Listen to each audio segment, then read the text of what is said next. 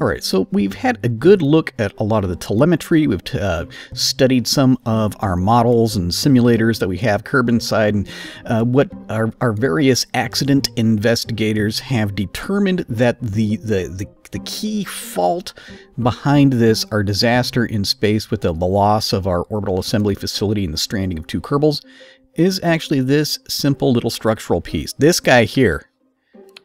Cubic octagonal strut. Yeah, our science dudes looked at that, and we read a couple of comments from knowledgeable sources in YouTube comments and other such reliable sources of information. The problem is that in constructing this cubic octagonal strut, that the manufacturers, they used protomatter, dangerously unstable, unethical. I mean, it may have appeared to be the only solution to various problems, but still, you should never use protomatter. Things make planets blow up. Oh my god. So, the thing is, Kinder Rodriguez is in orbit. Jeeksbit Kerman is in orbit. Happily, these 2 are Kerbals and therefore do not require food, water, air, all these various kinds of considerations. They're perfectly fine just to, you know, stay up there for a while whilst we figure out how to get them back down. I don't want to send another one of these death traps up to them. I mean, Jeeksbit, he's getting kind of grouchy about the whole thing, but who cares? So the plan for right now, we're going to, let's ditch this. Just get rid of that whole structure. We're going to rebuild our 1 Kerbal pod, not using these cubic octagonal struts, as those do have a tendency to cause problems. Instead, my intention is to, here we go, use these incredibly versatile wing parts, the procedural wing parts. Stick it right in the middle, or vertical. Okay. So we're just going to manipulate this, and we'll probably have a similar shape to that initial pod. A very, very similar shape and fewer parts, actually. Yeah, that's working fairly well.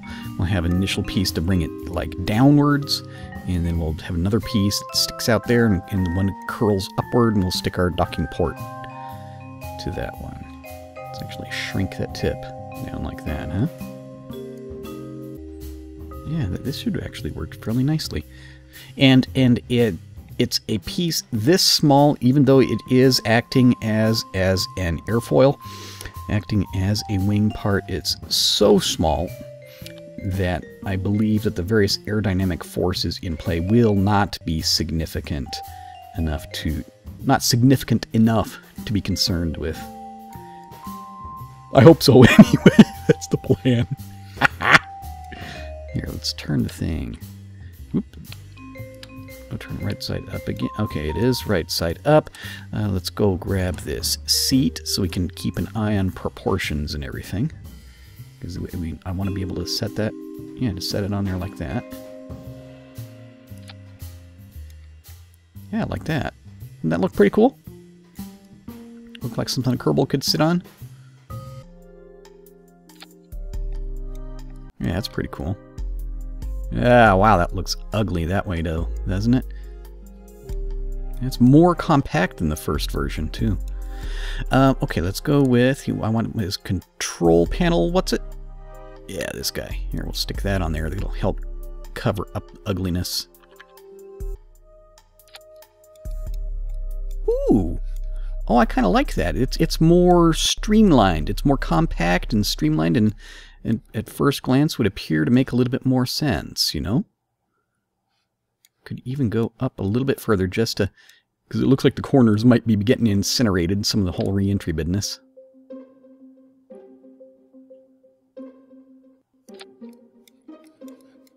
Oh yeah, like that. Oh, that's excellent.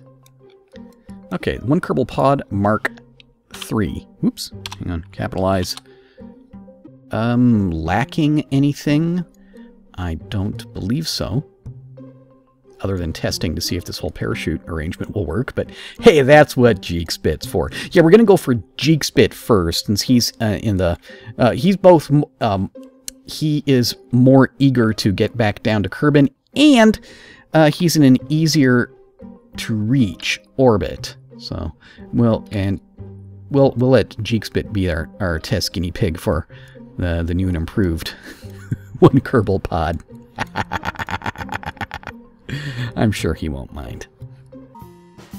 Now, the good thing about using this pod has its own little probe core in there. Probe core, batteries, solar panels, and all that. The good thing about that is that I can launch this without a Kerbal in the seat, and I can send it up there to rendezvous with Jeekspit, and the fine tuning the docking parts, that'll be up to Jeekspit himself to handle. Okay, here we are. Let's close this down. Of course, it is at this point that I realize that I forgot to plug in joystick, so we're going to be doing this with keyboard. So that's okay. I think I haven't tried to launch this airplane vehicle via keyboard. Not this precise one, but I don't anticipate it being any real problem. Okay, here's the mess in orbit. Oh, that's right. We think we had selected... Here, let's select... No. Oh, wait a second. No, here he is. There's Jeekspit. Here we are. So we're going to end up like an opposite side of the planet from him. I suppose I could wait, but I just don't like waiting. So we're going to aim for like a slightly higher orbit, so that Jeekspit will catch up to us. Stage. Throttle. Yeah, ooh, remember, Matt, about half throttle. Otherwise these engines explode. Yeah, all right, just a little bit.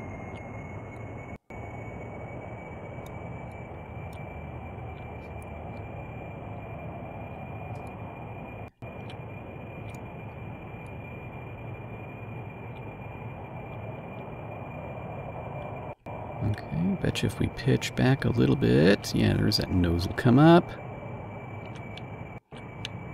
And we are airborne. Stage, get rid of that landing gear. Let's retract the other landing gear. Let's actually do a little bit of trim backwards, because I remember previous launches how that we need a bunch of trim backwards. We can cancel that trim later. Climbing and accelerating. Engines, yeah, let's add a little bit more throttle. That's good. Engine's starting to overheat. Let's pitch up a little bit higher than we did last couple times. Right about here. Put that on, and let's burn. Let's do it. Oh, full throttle. Let's actually trim forward a little bit. It's actually punching a little bit, pointing up a little bit higher than I want. There we go, about like that. Okay, good. Okay. Being a very smooth launch so far. No surprises, no problems. I like having a smooth launch every once in a while, you know? Here's our apoapsis above 70. Alright, and there that one's done. Here, let's move the FAR nodule up out of the range, out of the way. Turn the lights on, because we'll hit the dark sometime or other. Oh, forgot the stage. I was pushing the throttle up button, and nothing was happening. It's like, what's wrong? And we are in space. You know, launching an unmanned vehicle is just never anywhere near as exciting as one with a Kerbal on it. It's like this is a necessary chore. It doesn't have the joy of actually having a manned vehicle, having a pilot on there. You can have fun with his reactions. You understand what I'm saying?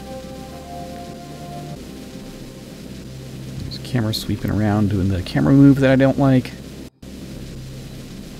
110. Shut it off right there. 8 minutes up to apoapsis. We'll do a circularization burn. Still got half a tank worth of fuel.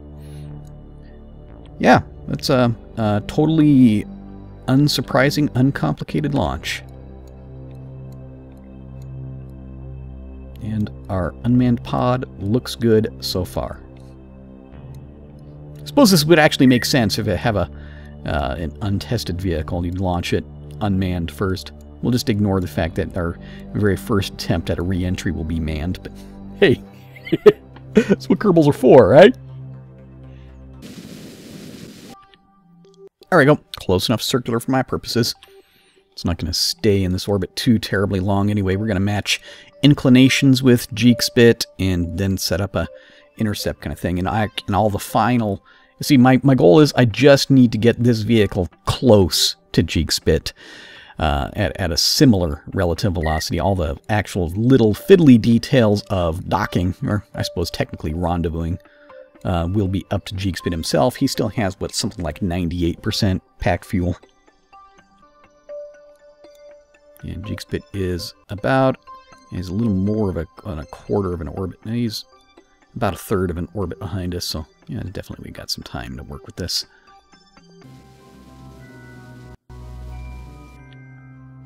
Okay, let me see, where'd my ascending, descending, oh, descending node. Okay, good, yeah, we have matched inclinations, so yeah, that's step one. Whoa, what a mess. I actually went through and I tried clicking on a bunch of these chunks of debris, which it's calling rovers, which, you know, the game is set up so that rovers show up on the map. And I tried, you know, they're permanently stuck as being rovers. I can't tell the game that they are debris. So we're left with this map all over, this mess all over the map. It's a lot like playing Kerbal Space Program the way it used to be. That's okay. See, I'm briefly considering getting GXBit to burn some of his pack fuel to try to circularize his orbit, and that might make this easier. However, I think I really want him to reserve that pack as much as he can for the actual, the fine-tuning, the rendezvous, and matching orbits with the seat. What? No, close an alarm. Yeah, this is one thing that keeps on happening with all of our different chunks. They're departing Kerbin's sphere of influence and entering the sun's sphere of influence. I think some of them have enough velocity going. They have escape velocity from the sun, but it'll take them a little while to get there. You know. What is the speed of light in meters per second? I think some of the chunks that went spraying off of our orbital accident are actually exceeding the speed of light, which could be entertaining. Interesting thing, looking at the map, some of this stuff. Yeah, look, some of these are crossing the moon's orbit, and this chunk is out there real close to the moon's orbit. It's some of these could, maybe not their first time around, but eventually they could be captured by the moon. They might go slingshotting past the moon, alter their orbit. Some of them may be captured by the moon. Lots of interesting things could happen. We'll find out, you know. How far out is Rodriguez by now? Oh, hey, he's up right up there, pretty much. Oh, he's already past his apoapsis. Hang on, I just want to see it from his perspective here. Switch to Kender Rodriguez. I want to see Kerbin at the actual, how far away it is now. Wow, look at that, man! It's perfect timing. Yeah, he's directly above Kerbal Space Center right at that instant. Oh, I couldn't have planned that better. He's so far out there. How did the acceleration from that explosion not kill him? He just had all this, however many hundreds of meters per second. He had it in just like in an instant. Yeah, there's the moon. Yeah, okay, Kerbin is still larger than the moon from his perspective. He's definitely pretty far out there. Oh, one chunk of debris down there. Yeah, I imagine that this oh, another chunk of debris. This is something that we are going to be seeing a bunch of. It's just random chunks in orbit. Any more? Because I think just about every single piece, almost every piece of the orbital assembly facility got disassembled and flung everywhere. No two pieces remained stuck together, and very few of them actually blew up. I think only just one or two pieces actually exploded. Well, look at that. Kender's, yeah, he's on his way back to a close approach with Kerbin again. It's okay, Kender. You just hang loose. We're going to test this whole thing out with Jeeksbit first. I'm certain it'll work out well. We'll catch you like the next time around or time after that or something, all right? Kender says he's okay with that.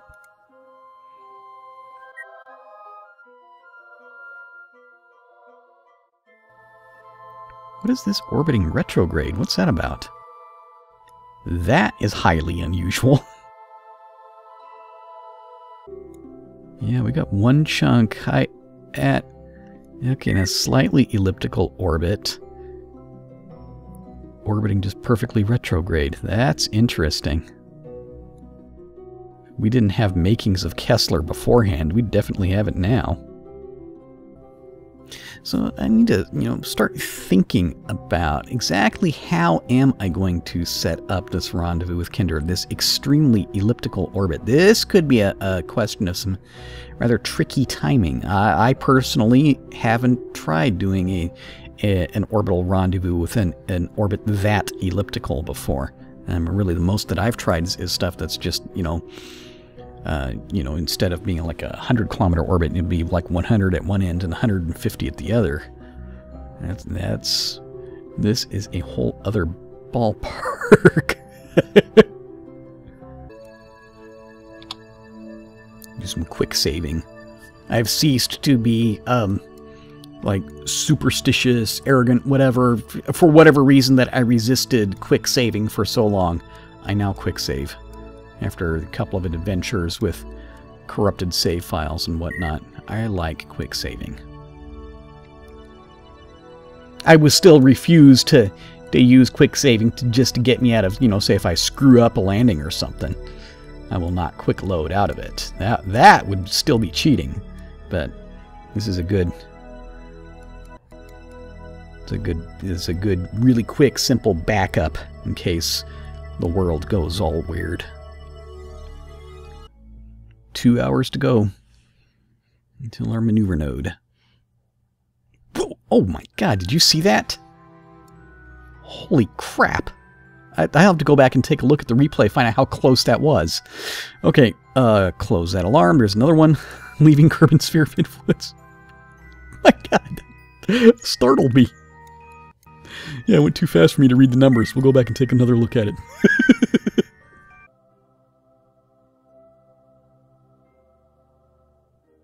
And there it going again. Too fast to see. Yeah, that thing is a hazard. I wonder, that could be another little adventure we could try to do in this series. Look at a means of neutralizing that specific chunk of debris.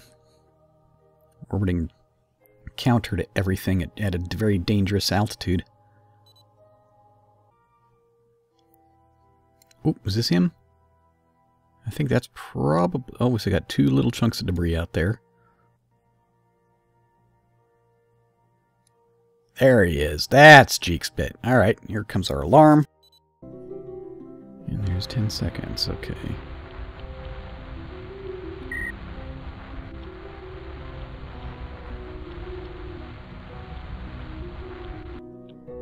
Slow it down some. We'll finish the burn like 10 seconds on the other side. Just make it all nicely symmetrical.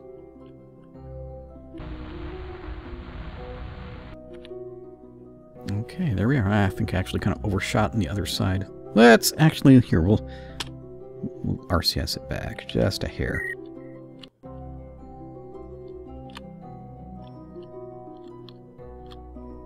Alright, enough messing with it. Leave it there. Good.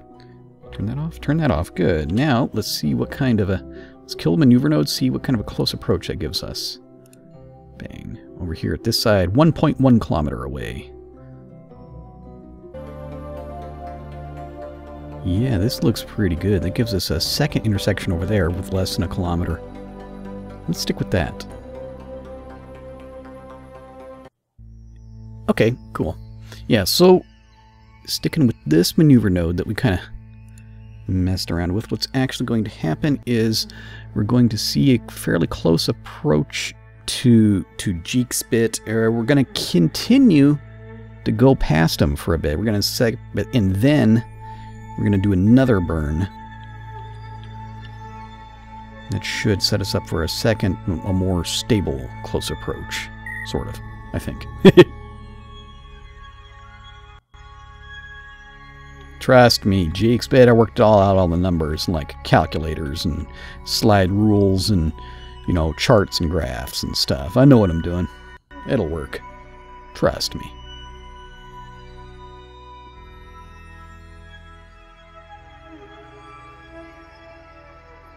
This concerns me that we've lost some of our information over here. I wonder what that's about.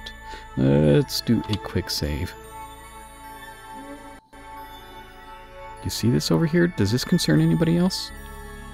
This really concerns me. It concerns me enough. Having just quick saved, I actually want to shut the game down, relaunch, and come back into this.